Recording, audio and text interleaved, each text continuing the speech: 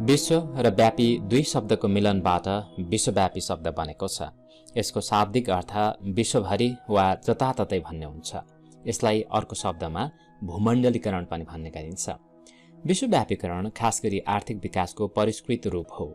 लोकसेवा आयोगद्वारा लिइने विभिन्न सेवाहरूको पाठ्यक्रममा यो विषय रहेको छ।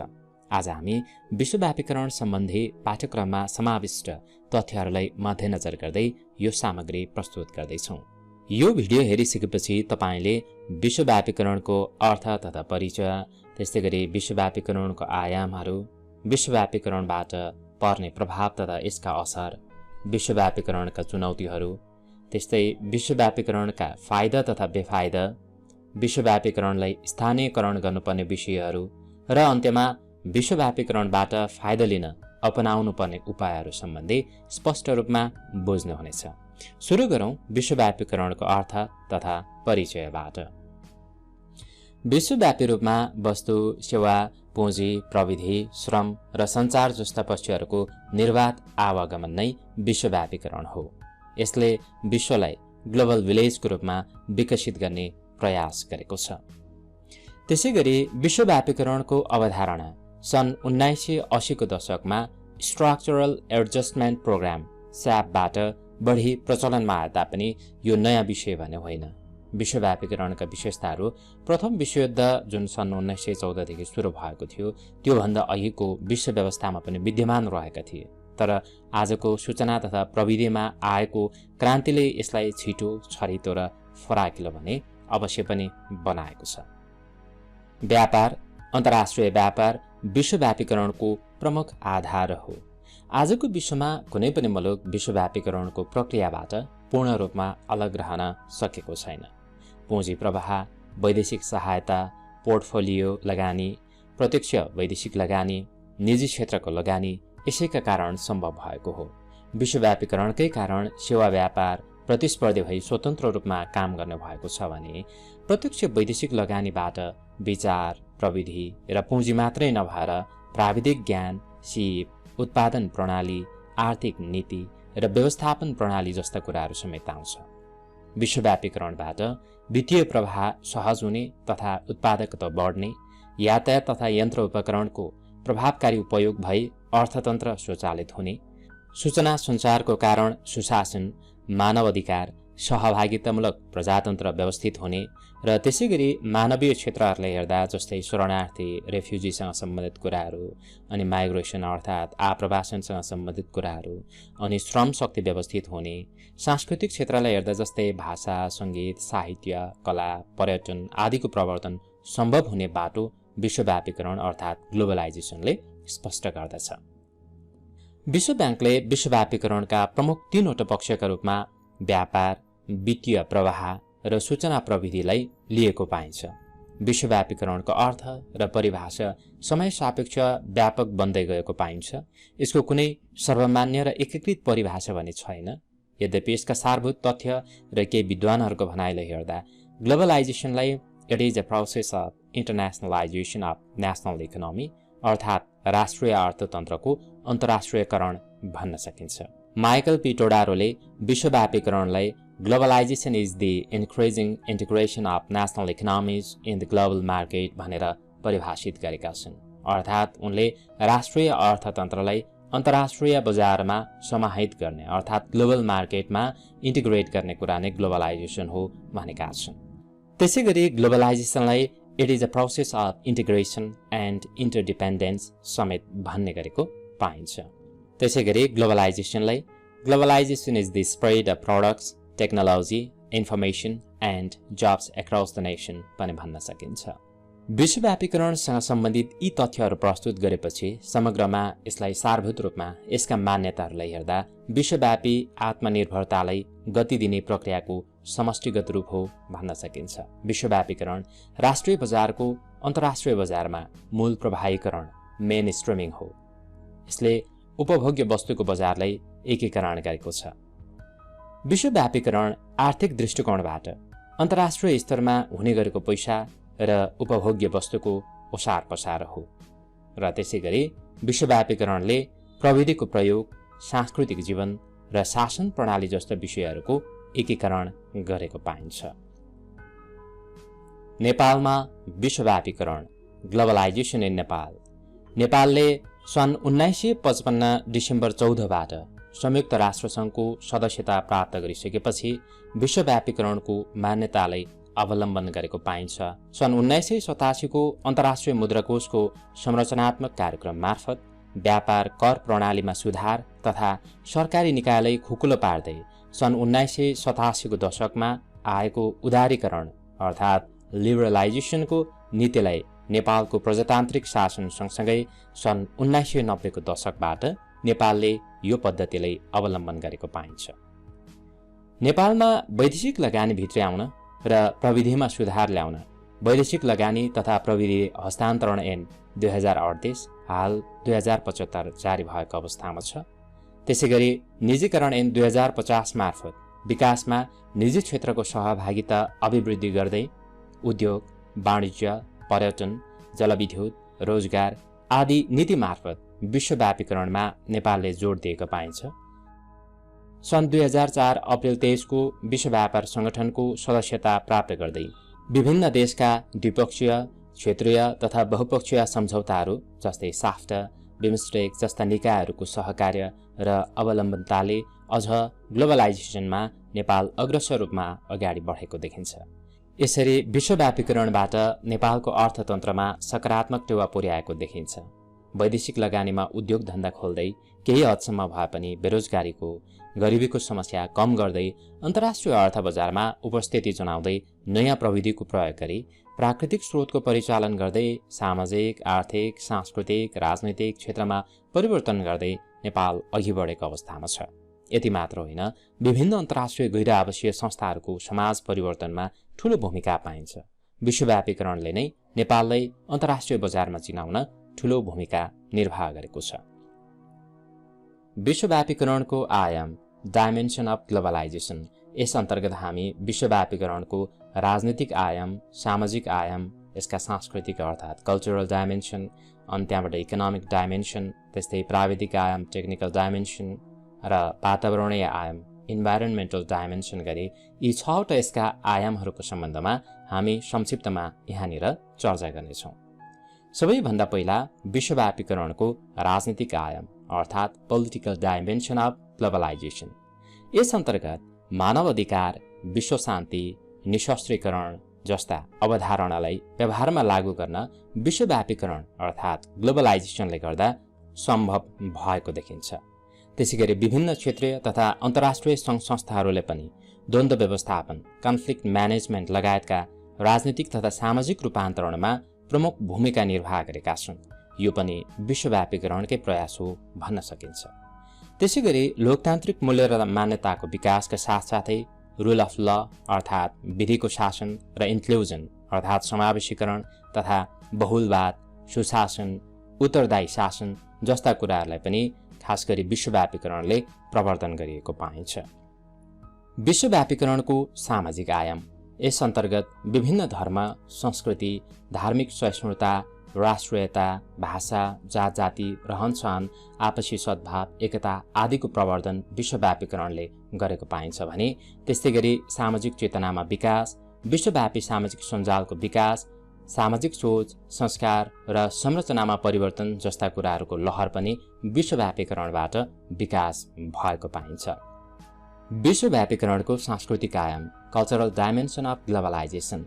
यस अन्तर्गत विश्वव्यापीकरणले सांस्कृतिक आदान प्रदान अर्थात् कल्चरल एक्सचेन्जको प्रमोट गरेको पाइन्छ भने सांस्कृतिक सम्पदाहरूको संरक्षणमा जनचेतनाको विकास गर्नको साथसाथै जस्तै धर्मनिरपेक्षता, सेकुलरिजम, सांस्कृतिक बहुलवाद, सांस्कृतिक मूल्य मान्यताको प्रवर्धन तथा सोको जगेर्न सम्बन्धी चेतनाको विकास गर्ने जस्ता कुराहरूमा विश्वव्यापीकरणको महत्त्वपूर्ण कन्ट्रिब्युसन रहेको पाइन्छ।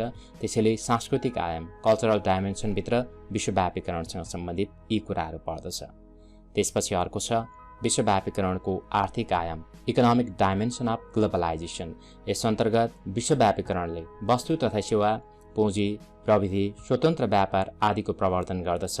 त्यस्तै वस्तु, सेवा, पुँजी तथा सूचना र प्रविधिमा सबैको पहुँचको विकास गर्नमा विश्वव्यापीकरणका महत्त्वपूर्ण देन रहेको पाइन्छ। आजको सन्दर्भमा आर्थिक उदारवाद, इकोनोमिक लिबरलाइजेसन त्यस्तै गरेर प्राइभेटाइजेसन अनि त्यसपछि अर्को विप्रेषण अर्थात् रेमिट्यान्समा वृद्धि जस्ता कुराहरू पनि विश्वव्यापीकरणकै देन हो। र त्यस्तै वैदेशिक लगानी र रोजगारीको अवसरहरूमा विश्वव्यापीकरणले वृद्धि गरेको पाइन्छ भने बजार क्षेत्र विस्तार तथा गरिबी न्यूनीकरणमा पनि यसको महत्त्वपूर्ण कन्ट्रिब्युसन अर्थात् जोड रहेको पाइन्छ। विश्वव्यापीकरणको प्राविधिक आयाम technical dimension of globalisation.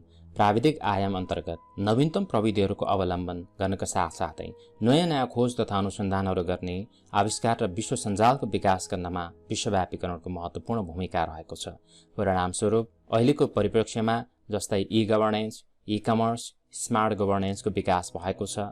Online सेवामा भएको विस्तारबाट पारदर्शितामा अभिवृद्धि भएको छ र सबै सेवा प्रदायकहरूको वेबसाइटको निर्माणले सूचना प्रवाह र कार्य सम्पादनमा सहजता बनाएको छ।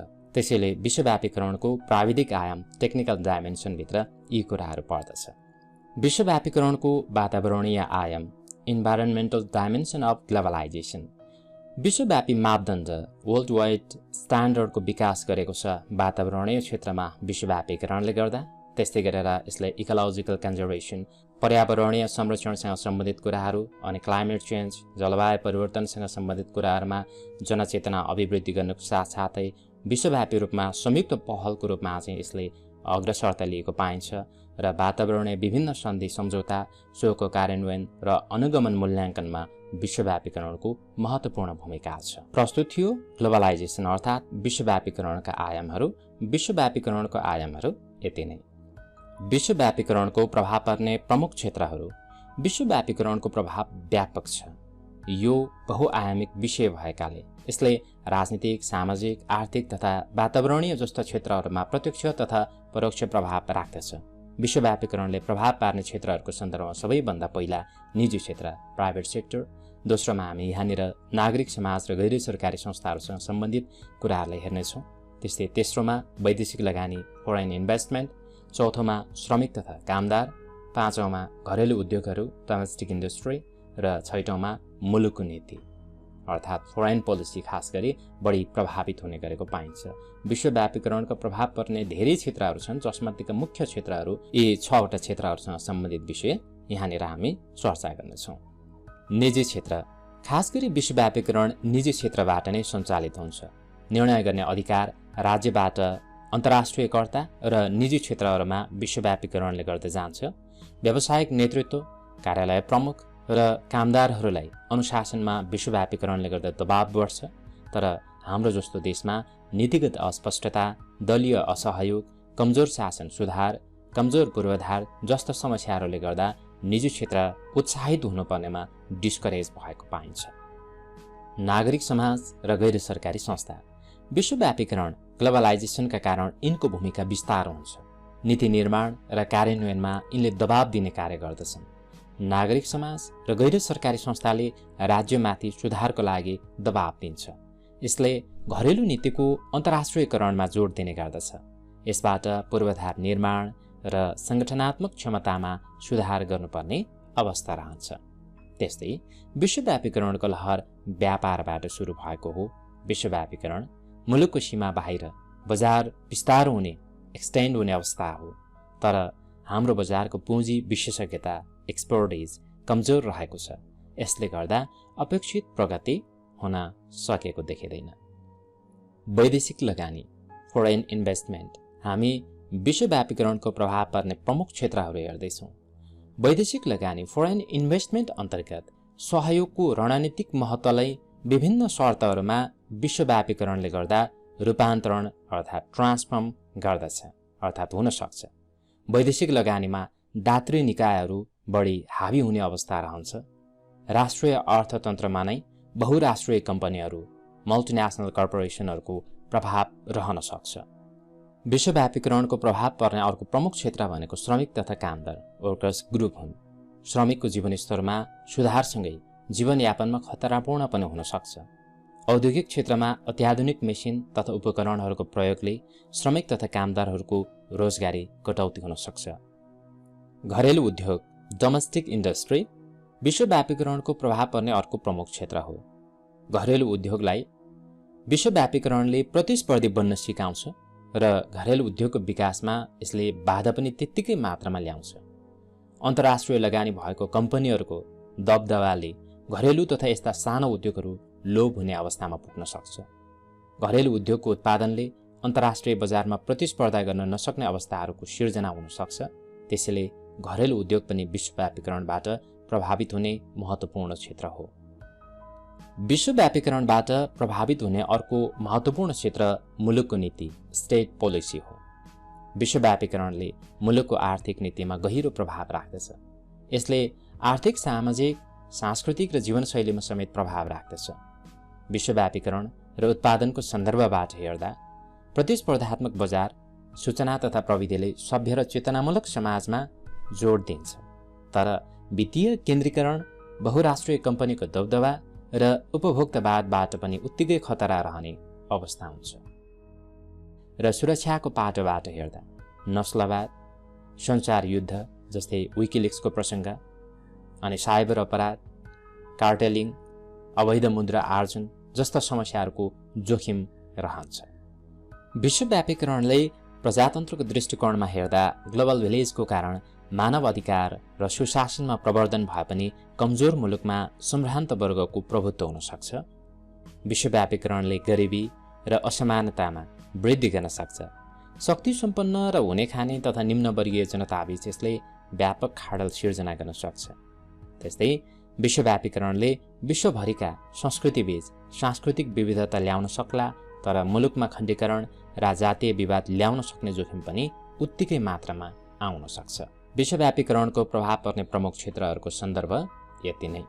विश्वव्यापीकरणका चुनौतीहरू, च्यालेन्जेस अफ ग्लोबलाइजेसन। विश्वव्यापीकरणका सबैभन्दा पहिलो चुनौती भनेको गरिबी र असमानताको निवारण हो भने त्यस्तै गरी जनसङ्ख्या वृद्धिको नियन्त्रण गर्ने कार्य पनि त्यत्तिकै चुनौतीपूर्ण रहेको छ। प्रजातन्त्र र मानव अधिकारको सम्वर्धन, वातावरण संरक्षण र दिगो विकास गर्ने विषय, श्रम शक्तिको आवागमन र बसाइसराईको व्यवस्थापन तथा अन्तर्राष्ट्रिय अपराध र आतंकवादको सामना गर्ने विषय विश्वव्यापीकरणको सन्दर्भमा चुनौतीपूर्ण विषयहरू हुन् भने त्यस्तै तीव्र आर्थिक विकासको माध्यमबाट रोजगारीको सिर्जना गर्ने कुरा, सरकारी कार्यविधिलाई ट्रान्सपरेन्ट अर्थात् पारदर्शी, प्रभावकारी बनाउने सन्दर्भ, लगानी मैत्री वातावरण, कानुनी शासन, रुल अफ ल र सिम्प्लिसिटी इन ट्रेड अर्थात् व्यापारमा सरलता बनाउने कुराहरू, यी विषयहरू पनि चुनौतीपूर्ण रहेका छन्। विश्वव्यापीकरणको सन्दर्भमा अन्तर्राष्ट्रिय मापदण्ड इन्टरनेसनल स्ट्यान्डर्डमा पर्ने गरी भौतिक पूर्वाधारहरूको विकास गर्ने कुराहरू पनि चुनौतीपूर्ण रहेको देखिन्छ। विश्वव्यापीकरणको फाइदा, एडभान्टेजेस अफ ग्लोबलाइजेसन। विश्वव्यापीकरणले सदुपयोग गर्न सक्यो भनेदेखि यसका धेरै फाइदाहरू छन्। ती प्रमुख फाइदाहरू हामी यहाँनिर चर्चा गर्दैछौँ। सबैभन्दा पहिलो कुरा भनेको व्यापार तथा लगानीमा विश्वव्यापीकरणबाट उदारीकरण, लिबरलाइजेसनको अवस्था सिर्जना हुन्छ। त्यस्तै व्यापारमा हुने अवरोधलाई यसले न्यूनीकरण गर्दछ। गरिबी निवारणका लागि यसले प्रयास गर्दछ। कमन रूपमा वर्ल्ड वाइड यसले अर्थात् ग्लोबल्ली पोभर्टी एलिभेसनको लागि संयुक्त रूपमा सहकार्य गर्न सक्ने अवस्था रहन्छ। सरकारको कार्यक्षेत्रमा सीमितता अर्थात् लिमिटेड गभर्नेन्सको यसले वकालत गर्दछ। त्यस्तै अन्तर्राष्ट्रिय बजार सबैलाई सजिलै उपलब्ध हुने अवस्थाको सिर्जना गर्दछ विश्वव्यापीकरणले भने गैर सरकारी क्षेत्रहरूको भूमिकामा विश्वव्यापीकरणले इन्हेन्स गर्दछ अर्थात् प्रमोट गर्दछ। संसारकै क्रियाकलापमा दक्षता अभिवृद्धि, इफिसियन्सी इन्हेन्समेन्ट गर्नुको साथै विश्वव्यापीकरणले दिगो विकास र वातावरणीय संरक्षणमा विश्वव्यापी चिन्ता तथा सामूहिक प्रयास र अन्त्यमा विश्वव्यापीकरणबाट वस्तु, सेवा, पुँजी र सूचना तथा प्रविधिमा सबैको पहुँच क्रमशः विकास तथा विस्तार हुन्छ। Gradual access of all on goods, services, capital and information technology. विश्वव्यापीकरणका यी फाइदाहरूको बावजुद यसका बेफाइदाहरू पनि छन्। Disadvantages of globalisation. सबैभन्दा पहिलो कुरा भनेको समतामूलक वितरणमा यसले समस्या ल्याउँछ अर्थात् इक्विटेबल डिस्ट्रिब्युसनमा प्रब्लम हुन्छ भने परम्परागत कार्यशैली, सिप र क्षमतामा यसले ह्रास ल्याउँदछ। गरिब देशहरू झन् गरिबीमा जकडिने अवस्था रहन्छ, सम्भावना हुन्छ। आतंकवाद नियन्त्रणमा कठिनाई, स्थानीय उद्योग तथा व्यवसायहरूको अवस्था दयनीय हुनु अर्थात् कमजोर हुँदै जानु र त्यस्तै सस्तो आयातबाट देशको उद्योग व्यवसायमा नराम्रो असर पर्ने अवस्था विश्वव्यापीकरणका बेफाइदाका रूपमा रहन्छ भने त्यस्तै कमजोर र कम विकसित देशहरूले विश्वव्यापी रूपमा समान प्रतिस्पर्धा गर्न नसकिने अवस्था हुन्छ र अन्त्यमा बहुराष्ट्रिय निगमहरूले राष्ट्रिय अर्थतन्त्र नियन्त्रण गर्ने सम्भावनाको प्रबलता यसमा रहन्छ। विश्वव्यापीकरणलाई आन्तरिकीकरण गर्न केही विषयवस्तुहरूलाई समय र परिवेश अनुरूप स्थानीयकरण गर्न जरुरी रहेको छ, जसको सन्दर्भमा हामी यहाँ संक्षिप्तमा हेर्दैछौँ। सबैभन्दा पहिलो भनेको परम्परागत स्थानीय सिपबाट वस्तु तथा सेवाको अस्तित्व बचाउने कुरा भयो। दोस्रो भनेको स्थानीय स्रोत साधनको दिगो विकास गर्ने। तेस्रोमा स्थानीय कला, संस्कृति, परम्परा र भाषाको प्रचार प्रसार तथा संरक्षण गर्ने। चौथोमा स्थानीय जनतालाई दक्ष बनाउन व्यवसायमूलक प्रशिक्षण गर्ने। त्यस्तै अर्कोमा स्थानीय उत्पादनको दिगो विकास र व्यवस्थापन गर्ने भने। त्यस्तै छैटौँमा विश्वव्यापीकरणलाई स्थानीयकरण अर्थात् आन्तरिकीकरण गर्न स्थानीय उत्पादनको बजारलाई प्रवर्धन गर्नुपर्ने जरुरी रहेको देखिन्छ। र त्यस्तै गरेर अन्य क्षेत्रहरूलाई हेर्दा स्थानीय स्तरमा रोजगारी अभिवृद्धि गर्न स्थानीय पुँजी प्रविधिबाट निर्मित वस्तु तथा सेवाको अन्तर्राष्ट्रिय पहुँचमा अभिवृद्धि गर्नुपर्ने जरुरत रहेको देखिन्छ। त्यस्तै विश्वव्यापीकरणलाई आन्तरिकीकरण गर्ने सन्दर्भमा यसलाई सबल बनाउन नवीन सूचना प्रविधिहरूको सञ्जालको यथेष्ट रूपमा सदुपयोग गर्ने कुराहरू, कृषिजन्य उद्योगको विस्तार र प्रवर्धन गर्ने र त्यसै गरी विश्व अर्थतन्त्रको लाभ लिने गरी सोही अनुसार क्षमता विकास गर्दै जानुपर्ने, अभिवृद्धि गर्दै जानुपर्ने अवस्था रहेको छ भने परम्परागत वस्तु तथा सेवा अनि पुँजी र प्रविधिको प्रवर्धन गर्ने कुराहरू, दक्ष जनशक्तिको उत्पादनमा जोड दिने र कृषिको व्यवसायीकरण र विविधीकरण गर्ने कुराहरू, यी कुराहरूको प्रवर्धन, यी कुराहरूको प्रमोट र इन्हेन्समेन्ट मार्फत मात्रै ग्लोबलाइजेसन अर्थात् विश्वव्यापीकरणलाई आन्तरिकीकरण गर्न सम्भव छ, स्थानीयकरण गर्न सम्भव छ। त्यसैले यी क्षेत्रहरूको प्रमोट गर्नु जरुरी रहेको देखिन्छ। विश्वव्यापीकरणबाट लाभ लिन अपनाउनु पर्ने बाटो। विश्वव्यापीकरणबाट अपेक्षित लाभ ग्रहण गर्न विभिन्न नीतिगत स्थिरता र लोकतान्त्रिक प्रणालीको विकास गर्नु आवश्यक रहेको देखिन्छ, जसमा समष्टिगत आर्थिक स्थायित्व र स्थिरता अर्थात् स्टेबिलिटी मेन्टेन गर्नुपर्ने जरुरी रहेको देखिन्छ। बचत लगानी प्रोत्साहन हुने कार्यक्रम गरी सञ्चालन गर्ने। त्यस्तै प्रतिस्पर्धात्मक इन्हेन्समेन्ट अफ कम्पिटेटिभनेस अर्थात् यस किसिमको क्षमताको विकास गर्दै जाने। आन्तरिक रोजगार डोमेस्टिक इम्प्लोइमेन्टको सिर्जना गर्ने। उपयुक्त संस्थागत अर्थात् इन्स्टिट्युसनल विकास गर्ने। बाह्य ऋण सहायताको उचित व्यवस्थापन गर्ने। सुशासन र मजबुत संस्थागत व्यवस्था गर्ने। बहिर्मुखी आर्थिक नीतिको अवलम्बन गर्ने। नकारात्मक कुराहरूबाट संस्कृति र जीवनशैलीलाई जोगाउने। लाभ तथा अवसरलाई राष्ट्रिय हितमा प्रयोग गर्ने। अनुसन्धान र विकास रिसर्च एन्ड डेभलपमेन्टसँग सम्बन्धित कार्यक्रमहरू सञ्चालन गर्ने। आन्तरिक बजारको खोज तथा पहिचान गर्ने अर्थात् search and identification of internal market र त्यस्तै साझेदारीहरूसँग सहकार्य कोअपरेसन गरेर विकासका मोडेलहरू तयार गर्ने। लगानी मैत्री वातावरण तयार गर्ने। सबै पक्षमा नेटवर्किङ गरी सूचना प्रविधि मैत्री वातावरणको निर्माण गर्ने। कानुनका सामाजिक पक्षलाई सबल बनाउने र अन्त्यमा सरकार, निजी क्षेत्र र अन्य सबैले आफ्नो ठाउँबाट अपेक्षित भूमिका निर्वाह गर्ने। यी कुराहरूबाट विश्वव्यापीकरण अर्थात् ग्लोबलाइजेसनलाई आन्तरिकीकरण, स्थानीयकरण गर्दै र राष्ट्रिय क्षमता अभिवृद्धि गर्नमा महत्त्वपूर्ण भूमिका निर्वाह गर्न सक्छ। राज्यको सन्दर्भमा ग्लोबलाइजेसनबाट लाभ लिनका लागि, बेनिफिट लिनका लागि के गर्नुपर्छ भन्ने कुराहरूलाई यहाँनिर हेरौँ। राज्यले योजना निर्माण अर्थात् प्लानिङको क्षेत्र तयार पार्ने, लगानी मैत्री वातावरणको निर्माण गर्ने जस्ता कुराहरूमा राज्यको महत्त्वपूर्ण भूमिका रहन्छ भने लोकतान्त्रिक पद्धति र शासकीय संरचनाको सुदृढीकरण गर्दै लैजाने, खुला बजारमुखी आर्थिक प्रणालीको विकास गर्ने र त्यस्तै उपयुक्त नियमन व्यवस्थाको अवलम्बन गर्ने, राज्यको क्षमता अभिवृद्धिको लागि सङ्ख्यात्मक तथा गुणात्मक सुधार गर्ने, दक्ष जनशक्ति विकासको लागि मानव संसाधनको विकासमा जोड दिने, वित्तीय क्षमता अभिवृद्धिको लागि सूचना तथा प्रविधिको प्रवर्धन गर्ने र अन्त्यमा निजी क्षेत्रलाई आकर्षित गर्न सरल प्रशासकीय कार्यविधि बनाउने प्रस्तुत थियो। राज्यले विश्वव्यापीकरणबाट लाभ लिनका लागि अपनाउनु पर्ने महत्त्वपूर्ण उपाय अर्थात् अवलम्बन गर्नुपर्ने उपायहरूको सन्दर्भ।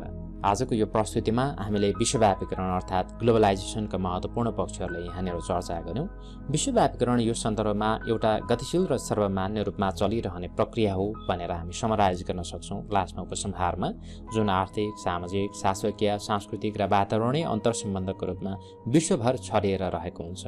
आजको विज्ञान र प्रविधिको युगमा कुनै पनि राज्य अर्को राज्यसँग अलग्गिएर रहन सक्दैन, कारण राज्यहरू बीचको सह अस्तित्व, अन्तर्सम्बन्ध र परनिर्भरता हो। प्रत्येक राज्यले अर्को राज्यसँगको अन्तर्सम्बन्धबाट आफ्नो राष्ट्रिय हित र स्वार्थ अनुरूपको लाभ तथा फाइदा लिने प्रयत्न गरिरहेका हुन्छन्। जुन राज्यले समय सापेक्ष रूपमा आफ्नो क्षमता अभिवृद्धि गरी सकारात्मक गन्तव्यतर्फ लम्कन्छ, उसले विश्वव्यापीकरणबाट पर्याप्त लाभ प्राप्त गर्न सक्दछ। जोन पेजले के भनेका छन् भने, Global economy is like a bullet train. If it is missed, there is no chance to catch up with it भनेका छन्। अर्थात् ग्लोबलाइजेसन चाहिँ बुलेट ट्रेनसँग उनले कम्प्यारिजन गरेका छन् र केही गरी छुट्यो भने यसलाई पुनः प्राप्त गर्ने अर्थात् फेरि पाउन सकिने सम्भावना रहँदैन भनेका छन्। त्यसकारण यसबाट लाभान्वित हुनका लागि बेलैमा यसका प्रतिकूल प्रभावहरूले न्यूनीकरण गर्दै तुलनात्मक लाभको क्षेत्र पत्ता लगाएर क्षमता अभिवृद्धि गर्दै विकासको गन्तव्यमा अगाडि बढ्नु आवश्यक रहेको छ। आजको यो प्रस्तुति यति नै। यतिन्जेल यो प्रस्तुति हेरेर साथ दिनुभएकोमा तपाईँहरू सबैजनालाई धेरै धेरै धन्यवाद। Thank you. Bye bye.